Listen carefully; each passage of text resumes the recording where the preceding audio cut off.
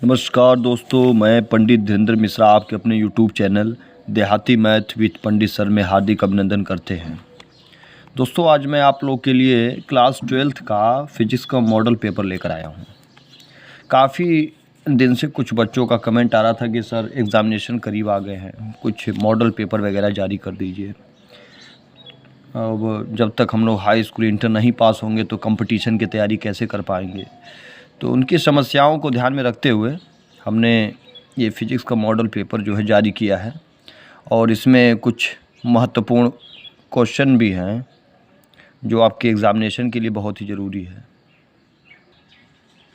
इसमें आपका पहला सवाल है जो है, सही विकल्पों का चयन करें। आपका पहला क्वेश्चन है, इलेक्ट्रॉन का आवेश है या इलेक्ट्रॉन का आवेश कितना होता है। तो आपके सामने 4 विकल्प भी दिया गया है। जैसे पहला है -1.7 गुणे 10 की घात -19 कूलाम। दूसरा है -1.6 × 10⁻⁻19 कूलाम। तीसरा है +1.6 × 10⁻⁻19 कूलाम। तो आपको पता होना चाहिए कि भाई इलेक्ट्रॉन पे आवेश 1.6 अर्थात 1.6 गुणे 10 की घात -19 कूलाम का होता है। लेकिन यह आवेश जो है धनात्मक नहीं होता है, पॉजिटिव नहीं। पॉजिटिव आवेश जो है प्रोटॉन पे लगता है, तो अर्थात -1.6 गुणे 10 की घात -19 कूलाम का इलेक्ट्रॉन पे क्या हो जाएगा, आवेश। तो आपका ये दूसरा विकल्प सही है। इसी प्रकार से आपका दूसरा सवाल है, अदिश राशि है। अदिश राशि का क्या मतलब होता है? अदिश राशि वह राशि होती है जिसमें हमें परिमाण के साथ दिशा की कोई आवश्यकता नहीं होती है। अर्थात वह राशि जिससे हमको दिशा का पता नहीं चलता है, कि मैं डायरेक्शन का बोध नहीं हो रहा है या डायरेक्शन का सेंस जिसमें नहीं होता है, उसी को हम अदिश राशि कहते हैं। अब आपका जैसे पहला विकल्प दिया गया है वेग, तो वेग जो वेलोसिटी होती है, अभी हम कह दें कि बस काफ़ी वेग से जा रही थी, तो भाई बस किसी वेग से जा रही थी तो किसी न किसी दिशा में ही तो जाएगी। तो यहाँ वेग से तो हमको पता चल रहा है कि नहीं, किसी दिशा का पता चल रहा है, तो ये तो सदिश राशि है। अच्छा, दूसरा दिया गया आपका त्वरण। तो त्वरण क्या होता है? वेग परिवर्तन की दर को हम त्वरण बोलते हैं, एक्सीलरेशन। तो आप ये बताइए कि अगर कोई बस वेग में जा रही है और समय के साथ साथ उसके वेग में परिवर्तन हो रहा है, तो मिला जुला के वेग तो किसी दिशा में ही जाती है, और परिवर्तन भी होगा तो किसी दिशा में ही तो होगा परिवर्तन। वेग में अगर परिवर्तन हो रहा है तो किसी दिशा में ही होगा। तो इस त्वरण से भी हमको जो है दिशा का पता चल रहा है, तो इसको हम अदिश राशि नहीं कह सकते हैं। और तीसरा दिया है वैद्युत धारा, अर्थात इलेक्ट्रिक करंट। तो वैद्युत धारा I = Q/T होता है। तो वैद्युत धारा से हमको किसी दिशा का पता नहीं चल रहा है, तो हम कह सकते हैं कि वैद्युत धारा एक अदिश राशि होती है। ठीक है। इसी प्रकार से आपका तीसरा विकल्प ग नंबर है। तीसरा सवाल आपका है, वैद्युत धारा का मात्रक है। वैद्युत धारा इलेक्ट्रिक करंट। अब आपके सामने 4 विकल्प भी दिया गया है। पहला एम्पियर है, दूसरा वाट है, तीसरा न्यूटन प्रति कूलाम है, और चौथा दिया है इनमें से कोई नहीं। तो वैद्युत धारा को वाट में तो नापा नहीं जाएगा, क्योंकि शक्ति और सामर्थ्य को वाट में नापा जाता है। तो वैद्युत धारा को जो है आप किस में नापते हैं? हमारे घर में 220 एम्पियर की धारा प्रवाहित हो रही है, या बैटरी द्वारा 500 एम्पियर की धारा दी जा रही है, तो वैद्युत धारा को किस में नापा जाता है? एम्पियर में। तो वैद्युत धारा का मात्रक क्या हो जाएगा? एम्पियर। आपका चौथा क्वेश्चन है, घ नंबर का क्वेश्चन आपका दिया गया है, 2 माइक्रोकूलाम तथा 3 माइक्रोकूलाम के 2 संधारित्र आपस में समांतर क्रम में जोड़े गए हैं, तो उनके मध्य तुल्य धारिता बताएं। अब ये आपका सवाल है। अच्छा मैंने आपसे बताया था कि संधारित्रों के संयोजन की 3 विधियां होती हैं। संधारित्रों का जो कंडेंसर होता है उसके संयोजन की 3 विधि होती है। कौन कौन सी विधियां होती हैं? पहला होता है आपका श्रेणी क्रम संयोजन, दूसरा होता है समांतर क्रम संयोजन और तीसरा होता है आपका मिश्रित क्रम संयोजन। मिश्रित क्रम संयोजन क्या है? जिसमें श्रेणी क्रम और समांतर क्रम दोनों को साथ साथ जोड़ा जाता है, तो उसको आप कहते हैं ये मिश्रित क्रम संयोजन है। अच्छा, 2 माइक्रोकूलाम तथा 3 माइक्रोकूलाम के जो संधारित्र हैं उनको आपस में आपने समांतर क्रम में जोड़ा है।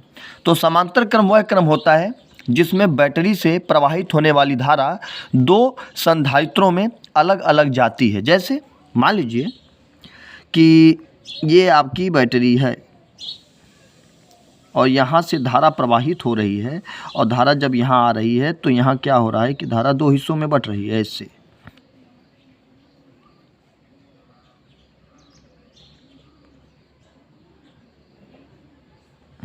चलो बन ही गया।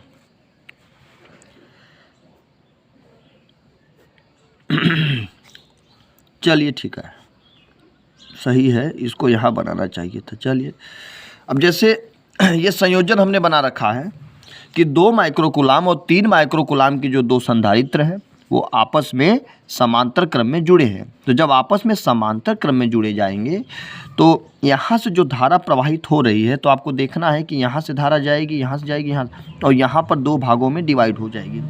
अर्थात बैटरी जितनी धारा प्रवाहित कर रही है, बैटरी जितनी धारा प्रवाहित कर रही है वह धारा इन दोनों में समान रूप से नहीं। जैसे मान लीजिए कि 200 एम्पियर की धारा अगर बैटरी प्रवाहित कर रही है तो 200 एम्पियर की धारा दोनों में जानी चाहिए, और दोनों में कब जाएगी? जब ये श्रेणी क्रम में जुड़े रहेंगे। तो चूंकि ये तो समांतर क्रम में जुड़े हैं, तो चलिए अब ये जो है समांतर क्रम में है, ये आपका 2 माइक्रोकूलाम है और ये आपका क्या है? 3 माइक्रोकूलाम है।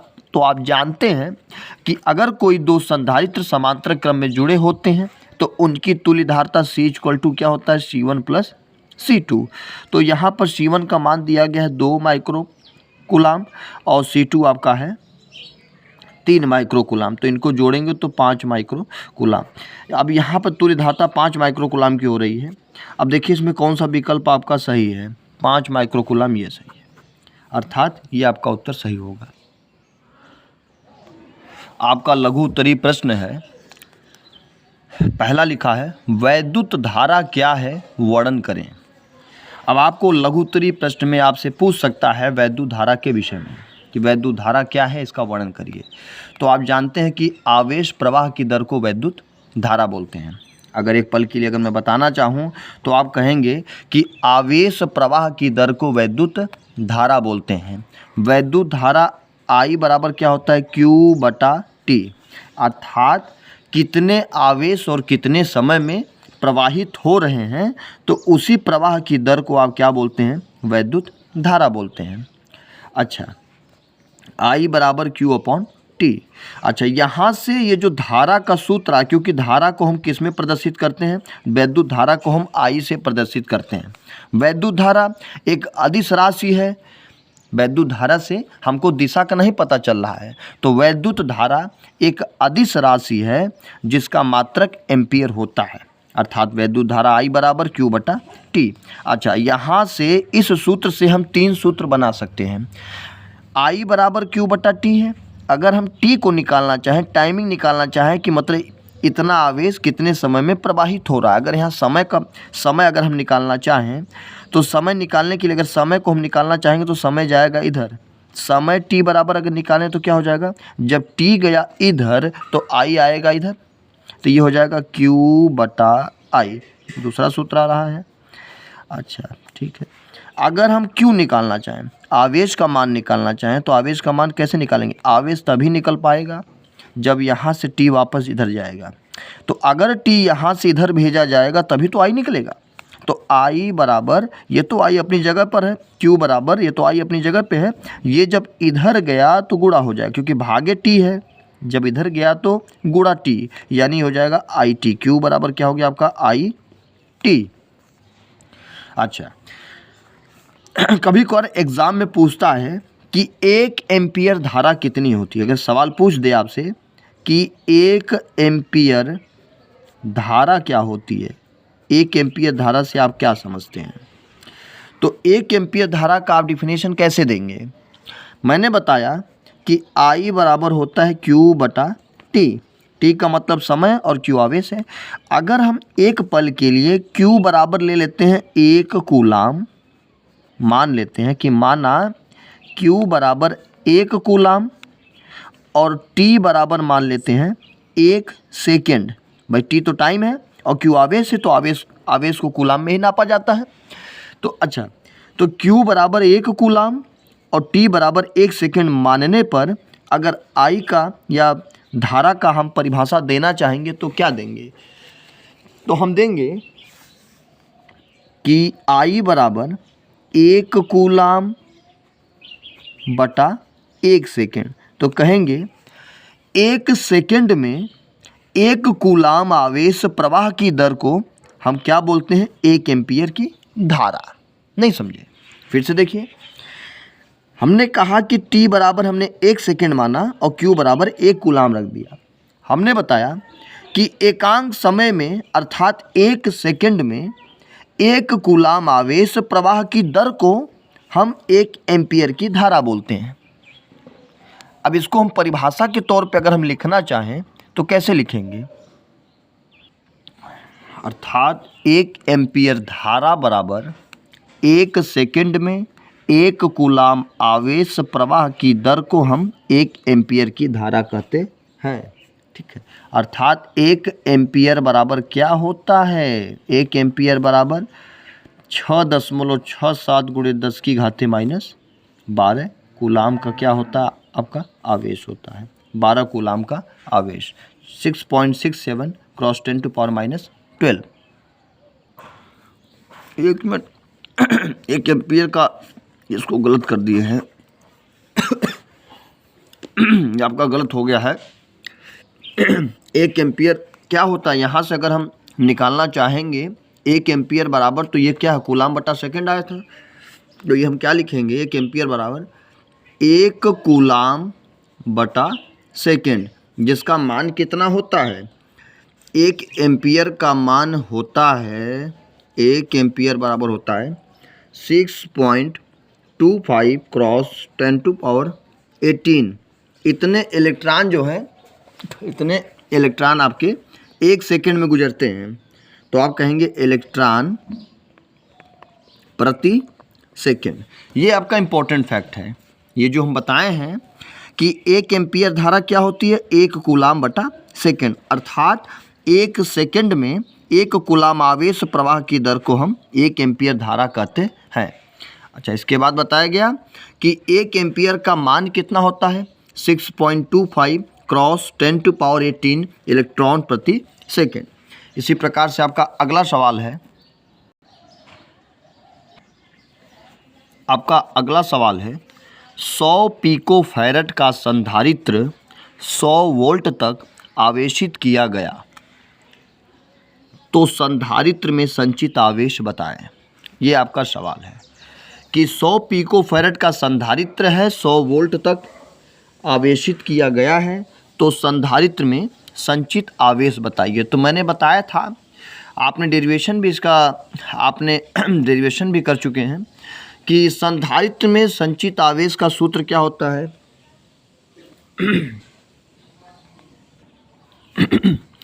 संधारित्र में संचित आवेश का आपको सूत्र क्या बताया गया था? U बराबर हाफ सिभी स्क्वायर। अब आप कहेंगे सर सिभी स्क्वायर को आप क्यों लिए हैं? क्योंकि सवाल में हमको क्या क्या दिया गया? हमको C दिया गया और V दिया गया है। तो C और V से संबंधित अगर सवाल आ रहा है, जिसमें आपको धारिता का मान और वोल्टेज विभवांतर विभव दोनों अगर दिया जाएगा, तो आप संचित आवेश हाफ सिभी स्क्वायर रखेंगे। अच्छा, यहाँ पर जो आपका संधारित्र की जो धारिता दी जा रही है, जो संधारित्र का मान दिया है 100 पिको फैरेड है, तो 100, अच्छा पिको का मतलब क्या होता है? 10 की घाते माइनस 12 और ये फैरेड। मैंने आपसे बताया था कि जो मिली होता है, मिली का मतलब 10 टू पावर -3, माइक्रो का मतलब 10 टू पावर -6 और पीको का मतलब 10 टू पावर -12। तो यहाँ पर पीको को जब आप हटाएंगे तो 10 की घाते -12 पाएंगे। तो ये हो गया 100 गुणे 10 की घाते -12। अच्छा, जो वोल्टेज V है ये आपको कितना दिया गया? 100 वोल्ट। बस इन्हीं दोनों मान को इस सूत्र में रख देना है। तो U बराबर 1/2। अच्छा, C का मान कितना है? 100 गुणे 10⁻⁻12 और जो V है वो आपका 100, चूँकि स्क्वायर में है तो स्क्वायर का मतलब 2 बार, तो गुणे 100। अच्छा, काटिए, 2 से ये तो कट गया 50 बार में, तो आपका बचा क्या? ये हो गया आपका 50 गुणे, है 1 2 3 4, 10⁻4 और ये हो गया 10⁻⁻12। अच्छा, इनको जो है आप देखिए 1 2 3 4, भाई 4 शून्य है तो 10⁻4 और क्रॉस में ये 10⁻⁻12, तो 12 में से -12 में से 4 घटाएंगे तो आएगा क्या? 50 गुणे 10⁻⁻8। ये आपका इतना जो है कूलाम का क्या हो जाएगा आपका आवेश, यही आपका उत्तर है। इसी प्रकार से आपका अगला सवाल दिया गया है कि दिए गए परिपथ के मध्य तुल्य धारिता बताएं।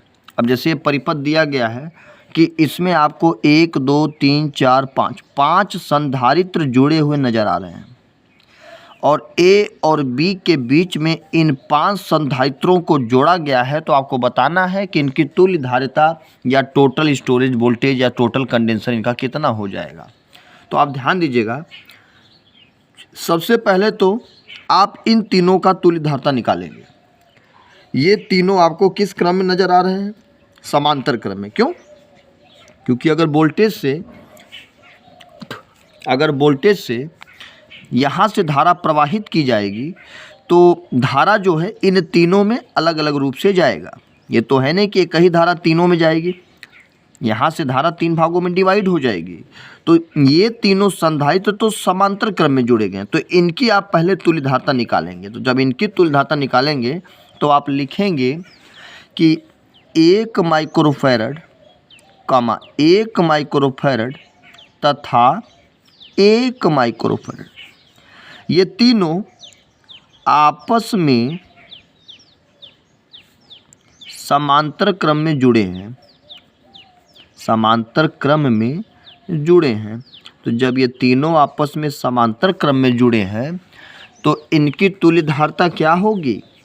C C1 + C2 + C3। यही ना आपको बताया गया था कि अगर कोई संधारित्र समांतर क्रम में रहता है तो उसकी तुल्य धारिता C1 + C2 + C3 होती है। तो यहाँ पर C, इसका अगर हम तुल्य धारिता निकालेंगे तो 1 + 1 + 1 माइक्रोफैरड, अर्थात कितना हो जाएगा? 3 माइक्रोफैरड। तो इन तीनों की तुल्य धारिता 3 माइक्रोफैरड की हो गई है। अगर हम संशोधित चित्र बनाएंगे तो अब हमारा चित्र कैसा होगा? 1 2 3 और ये हो गया B और ये हो गया A। हाइट तो 3 माइक्रोफैरड यहाँ रहेगा ही, ये 3 माइक्रोफैरड यहाँ रहेगा। अच्छा, ये जो तीनों माइक्रोफैरड यहाँ पर आपने समांतर क्रम में देखा था तो इनकी हमने तुल्य धारिता निकाल ली, तो इनकी तुल्य धारिता कितनी हो गई? 3 माइक्रोफैरड। क्यों? क्योंकि ये तीनों आपस में समांतर क्रम में हैं। तो ये हो गया आपका 3 माइक्रोफैरड। उसी प्रकार से ये आपका जो 3 माइक्रोफैरड है ये यहाँ हो गया 3 माइक्रोफैरड। अब ये तीनों आपस में किस क्रम में नज़र आ रहे हैं? श्रेणी क्रम में। तो अब लिखेंगे C1/C डैश। आप कहेंगे साहब C डैश क्यों लगा दिए? क्योंकि C इनकी तुल्य धारिता थी, अब C डैश इन तीनों की तुल्य धारिता होगी। तो यहाँ से अब ये तीनों के तीनों समांतर क्रम में हैं, तो जब इनकी आप तुल्य धारिता निकालोगे तो इनकी तुल्य धारिता क्या हो जाएगी? 1/3 + 1/3 और +1/3। तो मैंने कहा कि यदि किसी भिन्न का हर अगर बराबर रहता है तो ऊपर वाले को जोड़ना है तो जोड़िए और घटाना है तो घटा दीजिए। अब यहाँ पर 1 2 3, तो ये हो गया 3/3, इनको काटेंगे तो बराबर क्या हो जाएगा? 1 माइक्रोफैरड। ठीक, यानी यहाँ पर तुल्य धारिता C = क्या हो जाएगा? 1 माइक्रोफैरड। चलिए ठीक है दोस्तों, अब इसके बाद जो है नेक्स्ट वीडियो में इसका सेकंड पार्ट लेकर आएंगे। वीडियो बहुत लंबा हो चुका है और इसके नेक्स्ट वीडियो में इसका सेकंड पार्ट लेकर आएंगे। तो इसमें जो है और भी जो इम्पोर्टेंट क्वेश्चन वगैरह हैं वो आप लोग को बताया जाएगा। और हाँ, आप लोग इस चैनल को या इस वीडियो को ज़्यादा से ज़्यादा आप लोग शेयर कर दीजिएगा, जिससे हो सकता है कुछ बच्चे, भाई सभी बच्चे एक तरह नहीं होते हैं। जिस प्रकार से हमारी उंगली में या हमारे हाथ की जो 5 उंगलियां होती हैं वो बराबर नहीं होती हैं, उसी प्रकार से सभी छात्र एक समान नहीं होते हैं। कुछ छात्रों की आर्थिक स्थिति अच्छी होती है, कुछ छात्रों की आर्थिक स्थिति बेकार होती है। तो हमने इस चैनल को इसलिए बनाया है कि जो असहाय छात्र हैं, मेहनती हैं, लेकिन धन के अभाव के कारण कोचिंगों में, स्कूलों में या इधर उधर नहीं पढ़ पा रहे हैं, अच्छी शिक्षा उनको नहीं मिल पा रही है, तो उन लड़कों के लिए ये हम चैनल बनाए हैं कि जिससे पढ़ के वो अपना फ्यूचर संभालें। जिससे पढ़ाई करके हो सकता है कि मेरे द्वारा पढ़ाए जाने पर उनका भविष्य में कोई कल्याण हो जाए। तो पंडित जी के लिए इससे कल्याणकारी या कोई सवाब की कोई बात नहीं है कि लड़का अगर भविष्य में कामयाब हो रहा है। तो आप लोग इस वीडियो को ज़्यादा से ज़्यादा शेयर कर दीजिएगा, जिससे और भी बच्चे जो है इस प्रकार के सवालों को देखें तो उनका और भी जो है पढ़ाई के प्रति या ज्ञान के प्रति रुचि बढ़े। चलिए ठीक है दोस्तों, बहुत बहुत धन्यवाद। चलिए धन्यवाद।